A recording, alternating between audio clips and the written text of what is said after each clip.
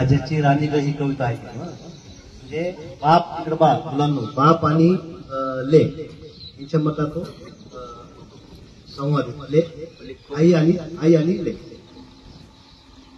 राजाची राणी ग तू टवलार दागिना, राजाची राणी ग तू टवलार दागिना, वाटोली पाहते ग येणार सजना, राजाची राणी ग तू टवलार दागिना.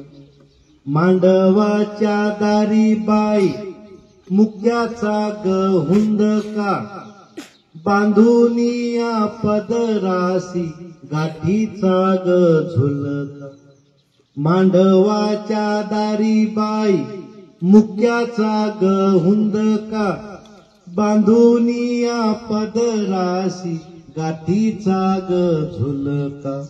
डसल्या डोळ्यामंदी डसल्या डोळ्यामंदी ओलावा सरना, वाटोली पाहते ग येणार सजना, राजाची राणी ग तू टवलार दागिना, वाटोली पाहते ग येणार सजना.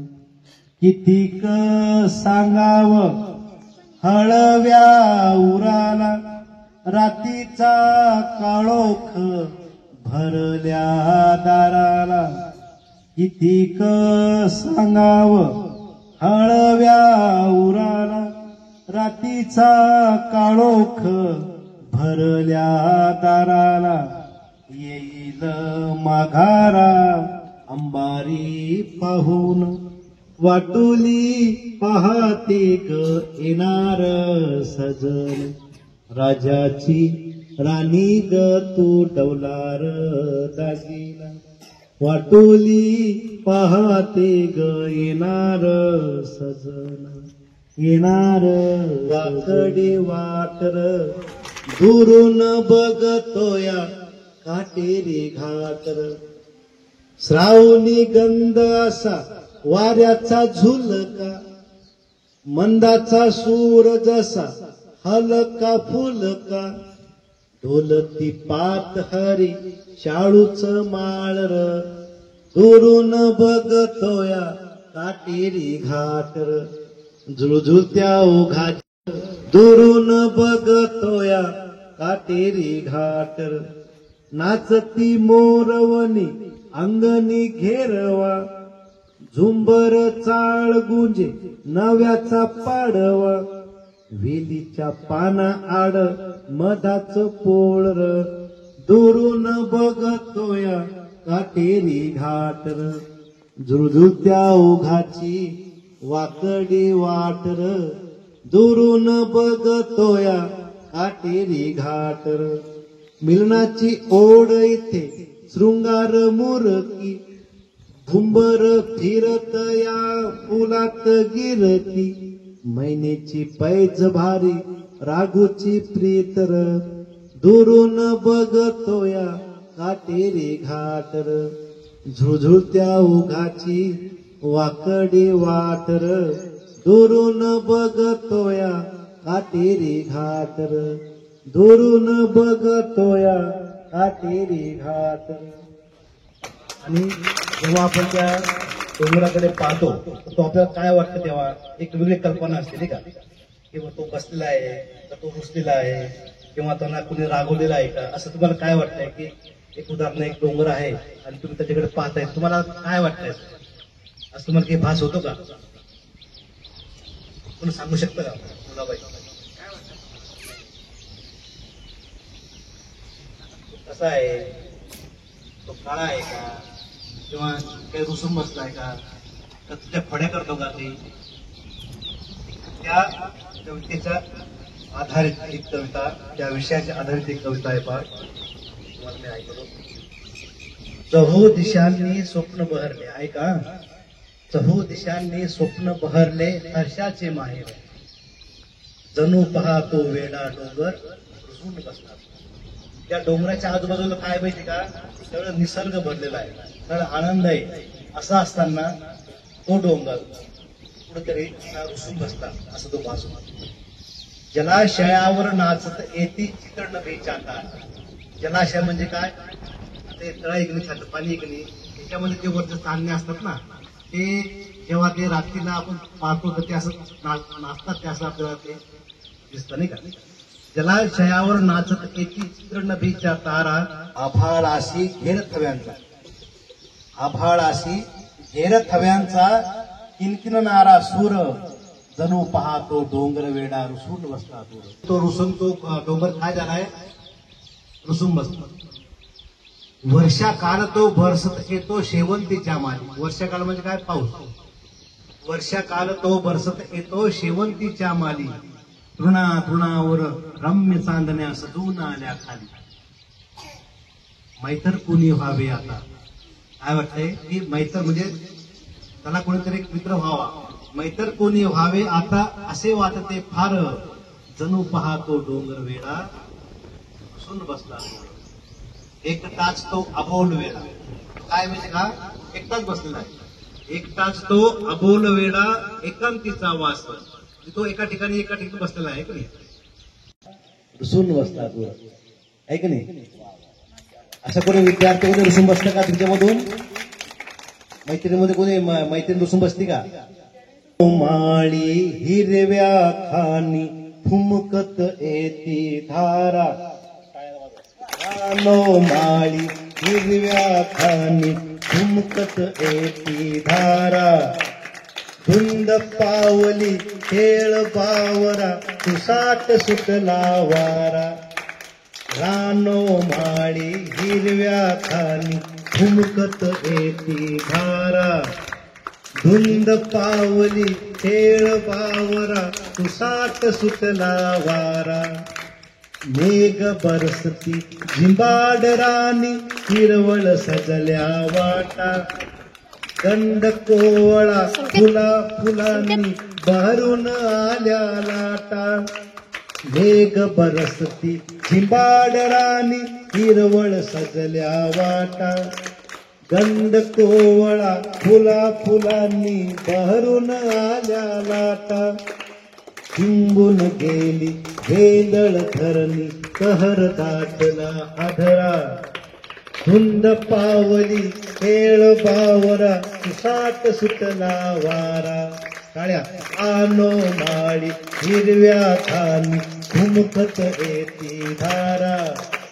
धुंद पावली खेळ बावरा तुसाट सुटला वारा. दोन कळ्यांच्या उरी हिंदोळे झिलमिल फुलती पाने. लव लव पाथी नाच नाचती मधुर सुरांचे गाणे. दोन कळ्यांच्या उरी हिंदोळे झिलमिल फुलती पाने. लव लव पाथी नाच नाचती मधुर सुरांचे गाणे. शिवार डोले गर्द पातेरी मखमालीचा भारा. धुंद पावली खेळ बावरा सुसाट सुटला वारा. रानो माळी हिरव्या खानी फुमकत येती धारा. धुंद पावली खेळ बावरा सुसाट सुटला वारा. सुसाट सुटला वारा. त्या पावसाची कविता तुम्हाला मी ऐकतो. सांगणारे पावसा येशील का, माझ्याशी मैत्री करशील का. काय म्हणतो तो मित्र, सांगणारे पावसा येशील का. म्हणा माझ्या मागे म्हणा. माझ्याशी मैत्री करशील का. ढगावर बसून खेळतो झुला. रोज रोज आई रागवते तुला. ढगावर बसून खेळतो झुला. रोज रोज आई रागवते तुला. काळोश्या ढगात खेळायला कोण. मित्रांचा तुला येतो का रे फोन. काळोश्या ढगात खेळायला कोण. मित्रांचं तुला येतो का रे फोन? आभाळच शाळा आभाळच गाव, आभाळच शाळा आभाळच गाव, ओल्याशा गावाचं सांगणारे नाव, दूरवर पल्याड पावसाचं घर, दूरवर पल्याड पावसाचं घर, राहतोस कसा तू एकटाच वर, सांगणारे पावसा येशील का, माझ्याशी मैत्री करशील का, माझ्याशी मैत्री करशील का. कोण कोण येते कोण येते, मामा येतो नि मामी येते, गड गड खाऊ देऊन जाते माझ्या ह्या दारातून. कोण कोण येते कोण येते, मामी काका येतो नि काकी येते, छान छान भावली देऊन जाते माझ्या या दारात. कोण कोण येते कोण येते, वहिनी येते नि दादा येते, चरणी फुटाणे देऊन जाते माझ्या या दारात. कोण येते कोण येते, आई येते नि बाबा येते, गोड गोड पापी घेऊन जाते. आई नाही येत अगोदर बाबा येतात आणि आई येते असं येते.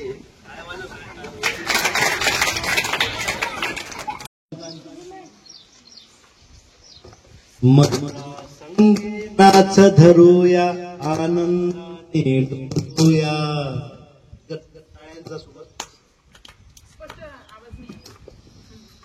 मयुरा संगे नाच धरूया आनंदाने डोलूया. चला मुलांनो नाचूया रे आनंदाने गाऊया. म्हणा चला मुलांनो नाचूया रे आनंदाने गाऊया. पंख लेऊने अंबर होऊ, वसुंधरेला कवेत घेऊ. जग हे सुंदर पाहूया, जग हे सुंदर पाहूया रे आनंदाने गाऊया. चला मुलांनो नाचूया रे आनंदाने गाऊया. गोठ्यामधली आम्ही वासरे, मनमोजेची आम्ही लेकरे. नाद पावले होऊया, नाद पावले होऊया रे आनंदाने गाऊया.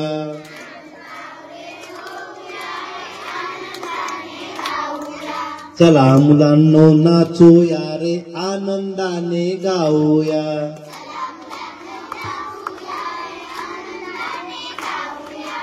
थकल्या दमल्या हजार पायी, दिवसा संगे हरून जाई. थेंब नाचरा होऊया, थेंब नाचरा होऊया रे आनंदाने गाऊया.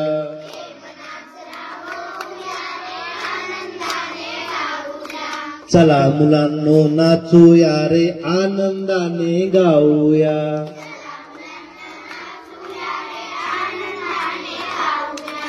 बहरून आले सुंदर आरव, हिरव्या अंगी हिरवे पालव. रान बावरे होऊया, रान बावरे होऊया रे आनंदाने गाऊया.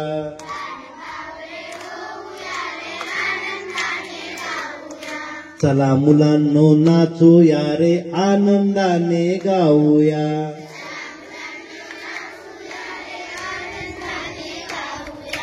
चला मुलांनो नाचूया रे आनंदाने गाऊया.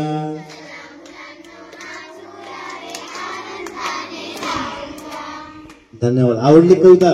कवितेमध्ये आणि या बाल गोपाला जे हरवून गेलो. खरं तुम्ही फार भाग्यवान आहात. कारण असं आहे की तुमच्याकडे एक कवी आहे, ते म्हणजे कोण? साईनाथ फुसे. आणि तुम्ही खरंच भाग्यवान आहात. मला असं वाटतं की एक कवी तुम्हाला लाभणं यासारखं दुसरं अजून काय असू शकतं. तर मला असं वाटतं की एक कविता आपण साईनाथ फुसे सरांची पण घेऊया आणि त्या कवितेचा शेवट करूया. सर छानपैकी एक कविता आपण सरांची घेऊ आणि ती कविता ती शेवटी त्या कवितेवर आपण काय करू, थांबूया का? गावाले सर माझे मोठे बंधू आहेत, त्यांना मी मोठे भाऊ म्हणतो. आणि त्यांच्या विनंतीवरून एक कविता मी या ठिकाणी सादर करतो. आणि ही कविता आत्ताच आषाढी झाली बघा. तर ही विठ्ठलावर लिहिलेली कविता आहे माझी. तर ती कविता मला काही गाता नाही त्यांच्यासारखं. युगायुगांचा उभा अनादी, युगायुगांचा उभा अनादी अनंत आहे तुझा पसारा. युगायुगांचा उभा अनादी अनंत आहे तुझा पसारा. अंत कुठे अन कुठे तुझा रे आरंभ तरी ठाव कुणाला. कैवल्य तुझे तुझ्या चांदण्या, कैवल्य तुझे तुझ्या चांदण्या लख उजळती अनंत तारे. कैवल्य तुझे तुझ्या चांदण्या लख उजळती अनंत तारे. कुठे कुठे मी शोधू अनंत अवकाशाचे रे गाभारे. अभंग आत्म्याचे घेऊन येतो, अभंग आत्म्याचे घेऊन येतो आम्ही रे तुझ्या पंढरी. एक विसावा तुझ्या निवासी मरणाची ही भावी वारी. एरजार ही हवी कशाला, एरझार ही हवी कशाला नको पुन्हा ही परवड सारी. विठ्ठल वाऱ्याचे संकीर्तन गुंजत आहे श्वास अंतरी. कृष्णघनांचे अंबर माथी, कृष्णघनांचे अंबर माथी तुझ्या अर्चनी बरसत येते. वारकऱ्यांचे रिंगण आणि अंगण सारे गिरकी घेते. यावेळेस आपल्या मराठीची श्रीमंती ना, त्यामध्ये अंगण हा शब्द आहे बघा, आहे ना. कृष्णगणांचे अंबर माथी तुझ्या अर्चनी बरसत येते. वारकऱ्यांचे रिंगण आणि अंगण सारे गिरकी घेते. तुझ्या अंगणी आषाढाच्या असतील किती झाल्या वाऱ्या, तुझ्या अंगणी आषाढाच्या असतील किती झाल्या वाऱ्या. अभंग ओव्या तुझ्या स्मृतींच्या टाळ बोलतो वदती चिपळ्या. अभंग ओव्या तुझ्या स्मृतींच्या टाळ बोलतो वदती चिपळ्या. हे महाराष्ट्रातले ख्यातनाम कवी आहेत आणि त्याच्यानंतर त्यांनी आपल्याला खूप सुंदर सुंदर कविता गाऊन दाखवले. म्हणजे चाल कशी धरायची, कशावर कविता करायची, कोणत्या पण वस्तूवर, कोणत्याही निसर्गाच्या कोणत्याही समजा एखादी आपण बघितलेलं वाट असू द्या, झाड असू द्या, डोंगर असू द्या, नदी असू द्या, हे मंदिर आहे, आपण इथे बसलेलं हे पूर्ण निसर्गाच्या सांगितलेलं वातावरण आहे. आणि ह्या वातावरणावर आपण कोणतंही एखादं थीम जर धरली तर त्या आधारे आपण सहज कविता करू शकतो. हे आज आपण यांच्याकडून शिकलो असं मला वाटतं. आणि एखादी तरी कविता तुम्ही स्वतः करून दाखवावी, म्हणजे सर त्या कवितेचा फोटो काढून सरांना नक्कीच पाठवतील आणि सरांनाही वाटेल की मी इथं आलो तर बरं झालं, लेकरांना सुद्धा काहीतरी शिकायला मिळालं. असं आश्वासन मी तुमच्या वतीने देते. करणार ना तुम्ही कविता? एक तरी कविता करून दाखवणार ना? Very good. फक्त इथपर्यंत नाही आहे, करून दाखवायची म्हणजे सर पुढे पाठवतील. आणि सर आवाजून इथं आले, सर तुम्ही खूप वेळ दिलाय त्याबद्दल खूप खूप धन्यवाद. आणि खूप छान कविता होत्या तुमच्या आणि चाल तर त्याच्यापेक्षा सुंदर होती, म्हणजे सहज लक्षात राहील अशा पद्धतीने आम्हीही विद्यार्थ्यांना समजा एखाद्या वेळेस एक वेगळ्या पद्धतीनं पुस्तकाच्या बाहेर जर जाऊन बोलायचं असलं तर आम्ही सुद्धा ह्या कविता सहज घेऊ शकतो. एवढी सुंदर चाल होती. ठीक आहे, धन्यवाद. आपल्या साईनाथ फुसे सरांचे या ठिकाणी आपण अभिनंदन करू. कारण त्यांच्या समवेत त्यांचे जे मित्रवर्ग म्हणून कवी जे आहेत ते गावाले सर आपल्या शाळेला आज वेळात वेळ काढून त्यांनी भेट दिली आहे. सरांनी आमंत्रित केलं, त्यांनी आले आणि हे एक मित्र सहचर्यामुळे साधून आलेला योग आहे. आणि या योगामुळे आमच्या या चिमुकल्यांचं वातावरण आपण द्विगुणित केलेलं आहे. आणि मी तर म्हणेन की महानोर सर या ठिकाणी नाहीत, परंतु त्यांची जागा नक्कीच तुम्ही या 2-3 वर्षात घेता. कारण निसर्गाच्या प्रत्येक गोष्टीतली एक बाळबोध भाषा आपण या कवितेमध्ये टिपलेली आहे. आणि सहजपणे ती ओठावरती येते आणि मनामध्ये घर करून जाते. मी तुम्हाला माझ्या एका कृतीतून तुमच्या या कवितेचा साथ एक 10 ते 15 दिवसामध्ये नक्कीच आम्ही विद्यार्थी असेल यांच्यातून दाखवून देऊ. कारण त्या कविता ज्या आहेत त्या विद्यार्थ्यांसाठी खूप इफेक्टिव्ह आहे. ज्या पुस्तकात आहेत त्यापेक्षाही खूप इफेक्टिव्ह आहेत. कारण ज्यावेळेस डीएड झालं होतं त्यावेळेस अशाच कवितांचा संग्रह आपण आम्हाला करायला लावलेला होता आणि तो संग्रह प्रॅक्टिकली बेस आम्हाला मार्क होते त्याचे. जे विद्यार्थ्यांमध्ये कवितेतूनच आपण त्या ठिकाणी त्यांचा जिज्ञासा जागृत करू शकतो. म्हणजे एक बडबड गीत असेल किंवा जे छोटे छोटे गीत असतील ते हे सर्व गीत तुमच्या याच्यातून खूप एकदम आयडियल आहे आणि हे नक्कीच आम्ही आमच्या शाळेमध्ये सुद्धा एक यशस्वी पद्धतीनं राबविण्याचा प्रयत्न करू. तुम्ही जो एक गोल्डन टाइम आम्हाला दिलेला आहे त्याबद्दल तुमचं खरंच मनापासून या ठिकाणी मी आभार व्यक्त करतो. आणि आमच्या मुलांना सुद्धा एक वेगळं या ठिकाणी थोडंसं वातावरण शाळेच्या 4 भिंतीच्या बाहेर थोडंसं वातावरण या ठिकाणी आज मिळालं. मी या ठिकाणी आपला शतशः आभारी आहे. धन्यवाद. आणि आपण नक्की पुन्हा भविष्यात सुद्धा आमच्या चिमुकल्यांसाठी वेळ काढा ही मनोमनी इच्छा व्यक्त करतो. पुन्हा एकदा आपले मनापासून आभार. तर